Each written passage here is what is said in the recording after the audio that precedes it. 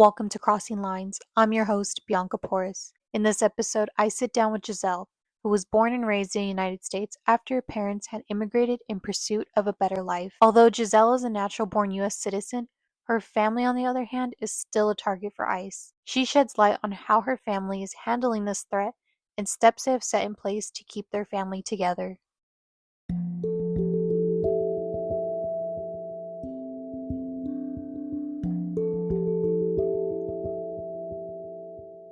My mom was from Puebla and my dad's from Oaxaca. And then my sister too was born in Puebla. And they immigrated to California in My mom, maybe I want to say like very early 2000s or like the late 90s. She was about 17 or 18 when she immigrated here. what was she trying to achieve from immigrating to the United States? I think at the time she was in a very abusive relationship with my sister's father when she was like 16, 15 when she had her. And so really she just wanted to get away from that for my sister. And then when she got here, her goals she had bigger goals when she got here. She's always wanted to be, kind of like a self-made woman. And she really is, props to her. She came here not knowing the language, not having a job, having like two family members over here. And she's done really good for like really well for herself since then. And like, what would you describe your relationship with your mom and your siblings? I It's really good, especially my siblings. It is a little difficult with my older sister just because we come from really different backgrounds. She was raised in Mexico and I was raised here. She was, I think, maybe like early teenage years when her and my mom got here. So it was just them two. She basically helped raise all of us. So we have a very different childhood growing up. But other than that, I'd say it's pretty good. Me and my mom too. I love hearing all her stories from Mexico and how even the story she tells us of how she got here and all of that's really interesting. What was your experience like growing up with your mom and your Yeah. sister who were immigrants and, didn't have it Yeah. easy as the hmm people that were born here? So what was that experience like? I'd say growing up here in California, it was I want to say as a kid, I was kind of like blind to it. I didn't really see, um, a lot of, I don't want to say hate, but I didn't really see a lot of, I guess, racism towards us. My mom did reach out to a lot of programs that helped her, like WIC, and even in school, I was put in classes to help me learn how to speak English because English wasn't my first language. It was always Spanish. But my family and I did move to Texas for a few years. I think I was in middle school. And the shift from California to Texas, it was a very, very big shift. I want to say I did feel a little, I guess a little bit more discrimination over there than I did here. And it did affect me a lot, going from middle school to high school. I was kind of in those years where I'm like, you know, I care what everyone thinks about. So it was very, I guess, harmful in a way being in Texas for even for a few years. And then, did you ever feel scared or fearful or for your like mom or your sister that one day, they're not going to be here? I, Or uh-huh. I did. I think it was back during Trump, when Trump first got elected as president. I forgot what year it was. 2016? Yeah. I think I was like 15 around then. No, actually, I was younger, sorry. But, I was really, really worried for my family, especially my mom and my stepdad, who were both immigrants. As a kid, I really worried. I was like, what are we going to do if my mom doesn't come back home one day or if I don't get picked up from school? And my mom kind of she was very open to us about it. And what we should do if that were to happen. She kind of made a plan too. which was really smart on her end. She talked to her neighbors and made plans with them if anything were to ever happen to us. She made plans with my sister and, what to do if worse comes to worse. So it was always like scared as a little kid, like, oh my God, like, my mom's not gonna come home one day. But I remember I think that was like my biggest thing I was worried about when I was younger, when Trump first got elected into his presidency the first year. First term. I mean, the whole deportation thing, immigration issue wasn't as serious as it was back then in his first term. But now here we are in his second term. Yeah. And, one of his selling points when trying to get reelected was that he was going to crack down harder on illegal immigrants or people who are here in the United States illegally, specifically from Mexico or Latin American country. What were some of the thoughts, for your family or yourself even? Yeah, I did not like it. Even for myself, I was worried because even though I'm a citizen here, I heard talk of like him removing citizenship for children who were born from immigrant parents. So I was even worried a little, but I was mostly worried for my family who were immigrants, like my uncles and my cousins. It was really, really scary. I remember me and my family were all in this group chat where my cousins who are citizens, they'd post like sightings of ICE.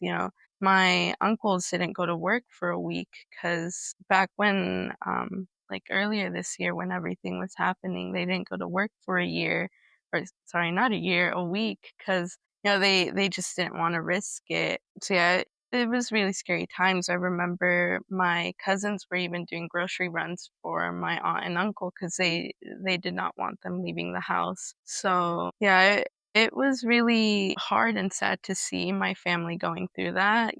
Friends and family as well. Kind of, my family has worked really, really hard here to get to where they are now. So to see them having to hide from society to basically stay safe is really, really sad to see. Yeah. And then even now, like there's always talk of, revoking like citizenship for Yeah. those born from children born from immigrants, or, just you hear about like even like ICE coming to court hearings for immigrants that are trying to get their citizenship. I know you said previously that your mom was, trying to get her citizenship. What has that process been like for her since, Trump's first Yeah. even now, like, like the ups and downs of that? Yeah. She got her green card back in 2018. And when she got it, we were all relieved, especially because she got it when we lived in Texas. And I'd say when I lived in Texas was the height of like, I was really worried for my family. But it was really relieving for her to get her green card. And recently, I think right after Trump got elected into his second term, was when my mom was getting was doing her interview for her citizenship. And I was really, really worried. I was scared for my mom and worried because I would see all these videos online of people going into their immigration meetings and, being deported then and there. And I was scared the same thing was going to happen to my mom. Even though she had a green card, it was really scary. I remember it was really hard to really focus on anything else other than that. But again, my mom had planned for the worst. She kind of had papers set and everything for my youngest siblings and what would happen to them. Since I'm an adult, I can kind of take care of myself, but not my younger siblings. So she kind of made sure everything was taken care of before, even if everything would have gone right, she kind of made sure she was ready for the worst. Yeah, and that's all you could do in a situation like that. So even now, we're only what, 4 months now into President Trump's, second term in office. Has that same mentality of, preparing for the worst stuck with your family since then? Since then, I'd say yes, only because my mom did remarry and she remarried to an immigrant. And so he is also, he lived in Los Angeles, and back when things were really going down, like in January, my sister still only has her green card, and we do worry for my other family members who are still immigrants. If I see a post about ICE being spotted, I'll let my family know, be careful and keep a lookout. So yeah, I'd say for the most part, my family, I would say, is doing pretty. We're not as fearful as we used to be, but I am still worried for my other family members. Got it. So, as child of an immigrant here in the United States in California, what are some things that you're trying to do to help your family, whether that's send Mhm. them ice spottings or stuff like that? Mhm. I sometimes I feel like I should be doing enough, but I try not to feel guilty because I am proud of what I could do. For example, I go to every time Redlands has a No Kings Day protest or rally, I go to that. I know there was one over the weekend that I went to. I post on social media too about just awareness of what this is doing to our community. And I also, oh my God, I forgot my biggest thing I was gonna say. No, but I really, I do try to bring awareness to my family too and let them know what they should do if, worst comes to worst, what they should do, um, just steps of what they should take if they're ever in that situation. But yeah, I try to do a lot more, but right now with everything else going on, it really is a little hard to be more involved. But I do have a deep love for my culture, so it is heartening to see like everything that's going on within my culture, and the heartbreak and kind of like the pain everyone is going through. Yeah.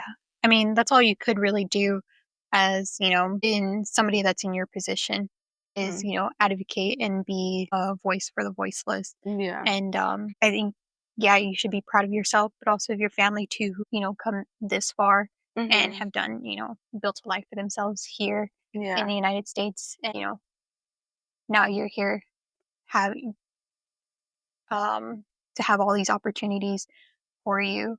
But yeah, what is some, advice or um thoughts you'd like to share to, other people that are, children of immigrants or, kind of in your position as well? Yeah, I think what I really like to point out on is, the children of these immigrants. It is really hard to see videos online of, children being scared, even at school where they should feel safe, that um, all these things could happen. But, and, seeing my younger siblings too and how they've been affected, it is really hard to see. But, as an older sister, I feel like I try to do my best to be kind of not a parent, but kind of, a friend if they need someone to talk to, especially my younger sister. She sees things online and she has questions about it. So, I kind of try to stay informed to be able to answer those questions that she has. Um, I really am like through everything that I've been through personally, like kind of um trying to figure out my identity too in this country. I would say I'm really proud of the roots I have and where my family comes from.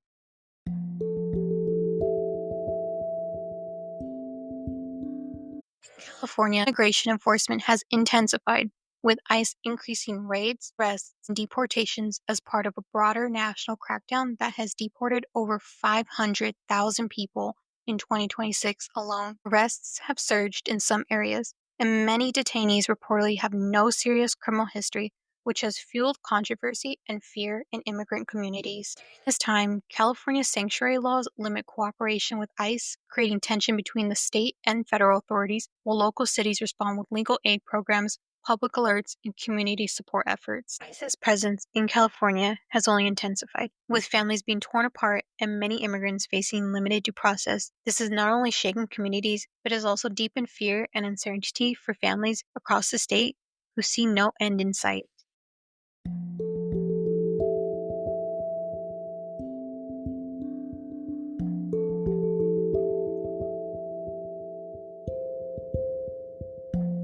Thanks for listening to Crossing Lines. I'm Bianca Porras. Please help share these stories by hitting that like and subscribe button. Until next time.